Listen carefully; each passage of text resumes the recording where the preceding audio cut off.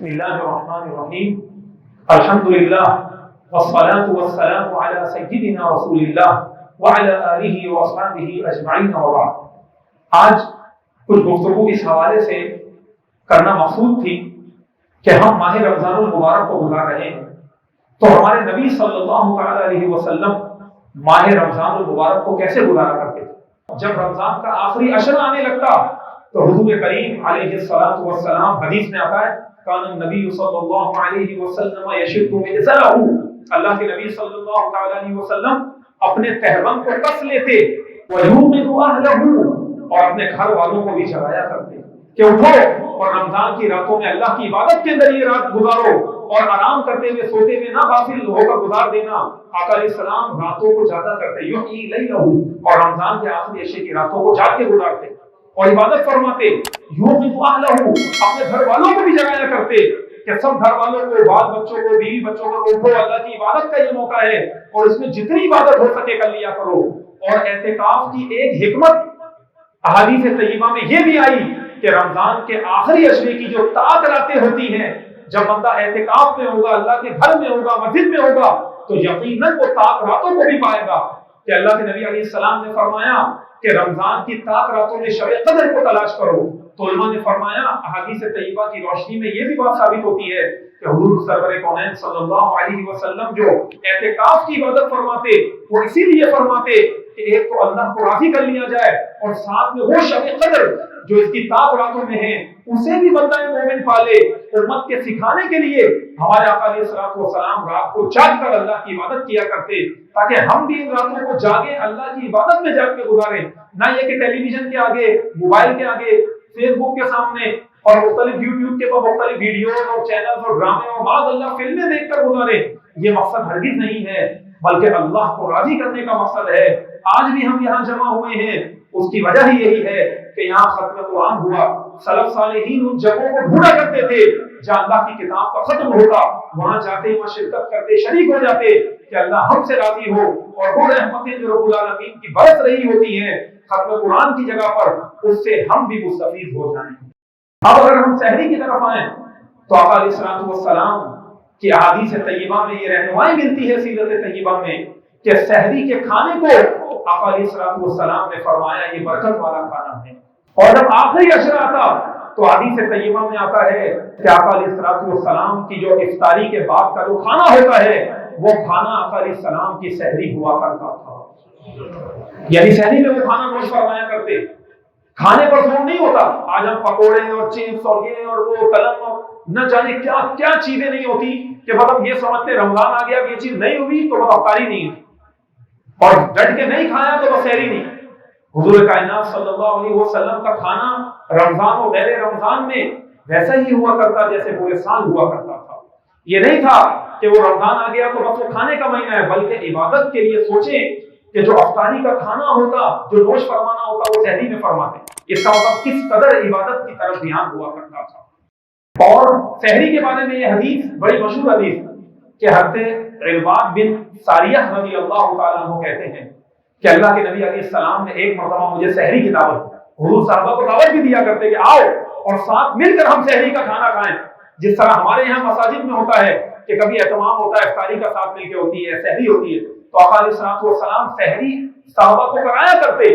تو وہ کہتے ہیں کہ مجھے آقا علیہ السلام نے ایک مرتبہ سحری کی دعوت دی، اور پھر اس کے بعد بڑے ہی پیارے جملے ارشاد فرمایا ہلما الی الغداء المبارک، کہ آؤ اے میرے غلام، آؤ ہم چل کے سحری کا کھانا کھاتے ہیں، آؤ مبارک کھانا کھانے کی طرف کہ یہ انتہائی بابرکت کھانا ہے، اللہ نے اس کھانے میں برکتیں رکھی ہیں، لہذا ہم سحری کے بابرکت کھانے کو مل کے کھاتے ہیں۔ اس طرح فرمایا۔ تو جنہیں اللہ رب العالمین نے نوازا ہے، اپنے مال کو انسان کو قبر میں نہیں لے کے جانا۔ دیکھیں ایک جھڑکا آتا ہے اور کروڑوں اربوں روپے انسان کے ایسے ضائع ہو جاتے ہیں، پتہ بھی نہیں لگتا۔ جو امیر ہو وہ غریب ہو جاتا ہے، جو غریب ہو اللہ اچانک اس کو رب نواز دیتا ہے، وہ امیر ہو جاتا ہے۔ تو آقا علیہ الصلوۃ والسلام کی یہ شان مبارک بھی احادیث طیبہ میں، سیرت طیبہ میں موجود ہے کہ جب رمضان کا مہینہ آتا، آقا علیہ الصلوۃ والسلام جود و سخا کے پیکر تھے، اور ہمیشہ سے جود و سخا کے پیکر ہیں ہمارے آقا علیہ السلام، اور جس طرح عام سالوں میں جود و سخا فرماتے، تو فرمایا کہ رمضان میں اتنا زیادہ صدقہ و خیرات کو بڑھا دیتے کہ ایک تیز چلنے والی ہوا سے زیادہ حضور کریم علیہ السلام کا جود و خفا ہوا کرتا. جس طرح آندھی چلتی، آندھی کتنی تیز چلتی، یہ مثال دی گئی. یعنی کانا اجود من الريح المرسلہ، ایسی ہوا جو کھلے میدانوں میں چل رہی ہو اور تیزی سے چل رہی ہو، اس سے بھی زیادہ سخاوت فرماتے، گھر والوں کے اوپر جو ہے نعمتوں کو کھول دیتے، غریب غربا فقراء کے اوپر صدقہ و خیرات فرماتے، لوگوں کے ساتھ خوب جود و سخا سے کام لیتے. یہ ہمارے نبی علیہ السلام کی سیرت ہے.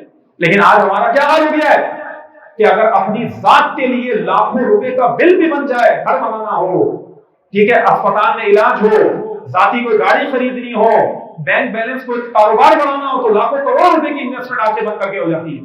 لیکن جب معاملہ آ جائے اللہ کی راہ میں خرچ کرنے کا اور خالصتاً اللہ کی راہ کا معاملہ اور دنیا کا کوئی بھی نفع نہ نظر آنا، تو پھر ہماری مٹھیاں بند ہونے لگتی ہیں. مسجد میں بھی چندہ دیتے ہیں تو 100 روپے دے رہے ہوتے ہیں، اور غریب سے غریب آدمی 300 روپے 400 روپے 500 روپے لیڈ والے کو دے رہا ہوگا، لیکن اس کو بھاری نہیں لگتا کہ یار میں اتنے دوں. مسجد میں دیں گے 50 روپے 10 روپے 20 روپے 100 روپے، اس سے زیادہ کا ذہن ہی نہیں بن رہا ہوتا. الا من رحم ربی، سوائے ان لوگوں کے جن پر اللہ نے اپنا خصوصی فضل فرمایا کہ وہ بند مٹھی بتائے بغیر اللہ کی راہ میں بے دریغ خرچ کر رہے ہوتے ہیں، تو وہ خوش نصیب ہے وہ لوگ. یہ کیا حقائق نہیں ہے؟ ہم سب کے ساتھ یہ ہوگا. اسی طرح ہمارا اپنا ذاتی کوئی مسئلہ ہو، اس پر ہزاروں روپے خرچ ہو جائے، لاکھوں، کوئی مسئلہ نہیں ہے جی، وہ تو مجبوری دنیا کا حصہ ہے. لیکن جب اللہ کے گھر کی بات آ جائے، اللہ کی راہ میں صدقہ و خیرات کی بات آ جائے، تو پھر شیطان ایسا ہمیں وسوسے دلاتا ہے کہ ہم دیکھتے ہیں کہ جتنا مال انسان کا بڑھتا جاتا ہے، اس کی لالچ اور ہوس اتنی ہی بڑھتی جاتی ہے. آقا علیہ السلام نے فرمایا کہ ابن آدم یہ کہتا ہے مالی مالی، میرا مال میرا مال. فرمایا کہ انسان کا مال وہی ہے جو اس نے کھا لیا اور وہ اس کا ہضم ہو گیا، اور ابن آدم کے پیٹ کو قبر کی مٹی کے علاوہ کوئی چیز نہیں بھری.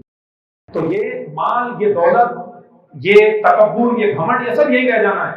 قبر میں اگر کام آنا ہے، میری قبر میں جو چراغ اور روشنی ہو رہی ہوگی، تو وہ دنیا کی یہ انویسٹمنٹ ہوگی جو اللہ کی رضا کے لیے بندہ کر جائے، آخرت کے لیے. تو انشاءاللہ تعالیٰ پھر دیکھیں ان کی قبریں بھی کیسے جھلجھلا رہی ہوں گی، اور دنیا میں بھی اللہ پاک ایسے لوگوں کو بے حساب نوازتا ہے. آنے والی مصیبتوں کے لیے ڈھال بن جاتا ہے یہ صدقہ. حدیث پاک میں آتا ہے کوئی آفت، کوئی بلیات آ رہی ہو، اس کے آگے یہ ڈھال بن جاتا ہے صدقہ. بڑے بڑے حادثات سے، بڑے بڑے لاسز سے یہ صدقہ بچا لیتا ہے اللہ کی راہ کا. لیکن انسان کو یہ شارٹ کٹ سمجھ میں نہیں آ رہے ہوتے. وہ کہتا ہے نہیں جی، میری عقل، میرا دماغ، میرا بزنس، مجھے پتا ہے کیا ہے. یہ شارٹ کٹس ہیں، ہم انہیں شارٹ کٹس کہتے ہیں کہ اللہ کی راہ میں بالکل بے لوث ہو جاؤ سامنے والے کے لیے، کسی کے لیے.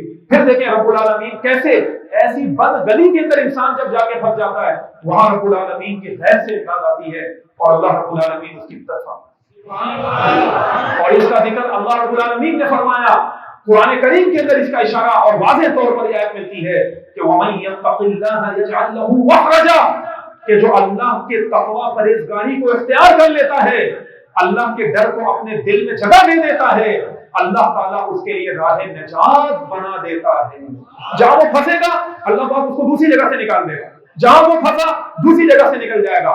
اور یہی نہیں بلکہ رب العالمین نے فرمایا وَيَرْزُقْهُ مِنْ حَيْثُ لَا يَحْتَسِبُ، اور رب العالمین فرماتا ہے کہ میں رب العالمین اس بندہ مومن کو اس جگہ سے روزی دیتا ہوں کہ جہاں سے وہ سوچ بھی نہیں سکتا ہے. آپ بتائیے غیبی مدد کا وعدہ ہے کہ نہیں رب العالمین کا؟ لیکن بندہ تو ہو جو رب العالمین کی ذات پر توکل کرے. ہمارا توکل انتہائی محدود ہو گیا، ہماری سوچ انتہائی محدود ہو گئی.